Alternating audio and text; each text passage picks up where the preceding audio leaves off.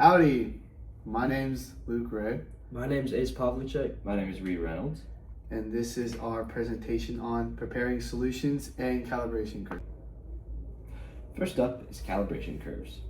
Calibration curve is a useful scientific model used to relate dependent variables and independent variables.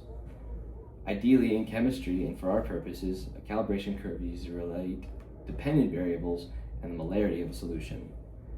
A scenario of this would be relating the pH and the molarity of an acid or base. For the purposes of our lab, we did the absorbance and electroconductivity of two solutions and related them to the molarity of each solution.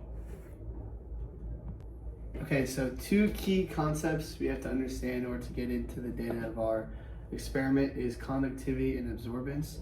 So the conductivity is the measure of how well a solution can carry an electric current, and absorbance is how much light a solution absorbs at a specific wavelength. So when we're interpreting the data we get from our experiment, we can kind of correlate how the more conductivity a solution has mean how much more of an electrolyte it is, because the strong electrolytes have the more ions in the solution, which means their conductivity is also higher. And it also means the absorbance is higher, because the more ions or particles in a solution means the absorbance is much higher. And the amount of light that it can be able to absorb is correlated to how high the conductivity and level of electrolyte it is. For the calibration curves of our experiment, we made two calibration curves. The first one is the conductivity versus the molarity of the NaCl solution. And we also marked the unknown solution on the graph at 3,365 conductivity. And then for the absorbance, we had a lambda max of 512.5. And it's the absorbance versus the percent molarity of the cranberry juice. And we also marked the absorbance at 0.215 nanometers. Fourth off is the analysis of unknown.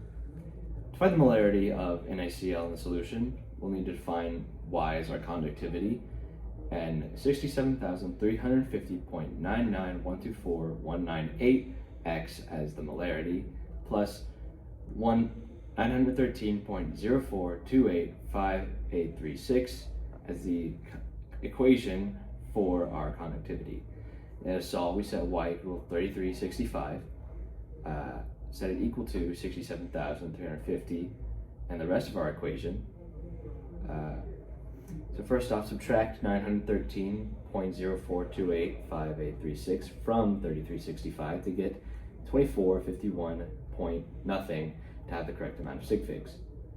Set that equal to 67,350.99124,198x as the current equation.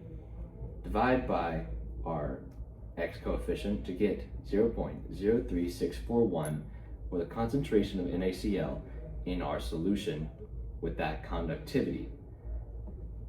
And that is in the correct amount of sig figs. For cranberry juice, the molarity expressed as percentage in relative to stock solution being 16% molarity. Our Y is our absorbance. We set that equal to 0.029282161 times x, x being our molarity again, minus 0.0208697.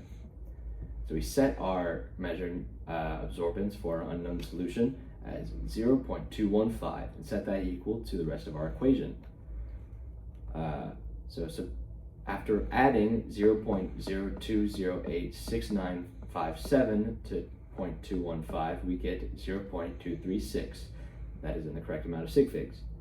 Set that equal to 0.029282661x.